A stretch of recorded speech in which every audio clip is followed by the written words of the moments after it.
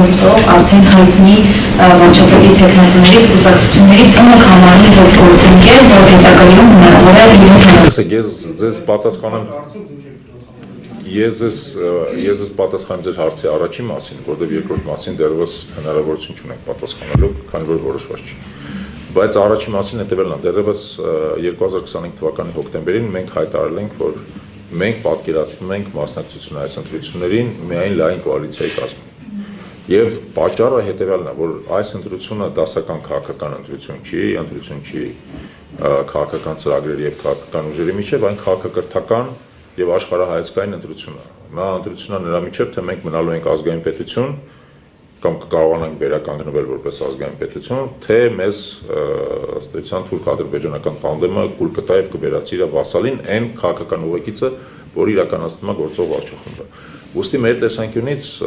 եթե մենք մասնակցում ենք այս ընտրություններին, ի վերջո մենք քաղաքացիական կառույց ենք, բայց մենք մասնակցելու ենք այս ընտրություններին մեր տեխնացուների միջոցով հենց այդ կարևոր նկատառումից ելնելով, այլապես գուցե չմասնակցենք, շարունակենք մեր առաքելությունը քաղաքացիական իրականացնել, առավելես որ այդ իմաստով մենք դաշտում եզակիներից մեկն ենք։ Բայց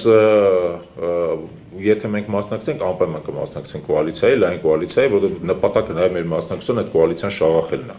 Թե ում հետ կլինի այդ կոալիցիան, ես կարծում եմ, որ մեկ ամսվա մեջ դուք դրա պատասխանը կստանաք։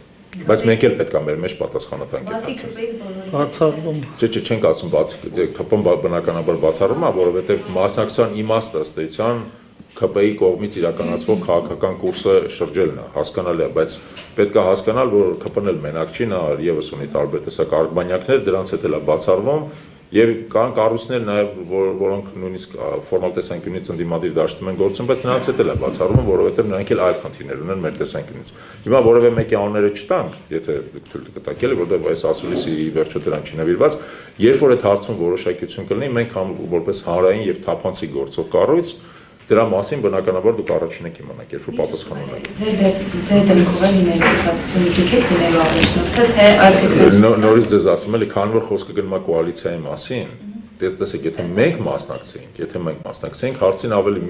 առանձին մասնակցենք, հարցին ավելի հեշտ կլիներ պատասխանելը։ Բայց քանի որ խոսքը գնում է կոալիցիայի մասին, կոալիցիայում շատ տարբեր, այսպես ասած, կոնֆիգուրացիաներ կարող են լինել, քանի որ դրա հետ կապված դեռևս որոշում չկա, չխոսանք նրա մասին, ինչի մասին դեռևս չենք կարող խոսել, լավ, շնորհակալություն։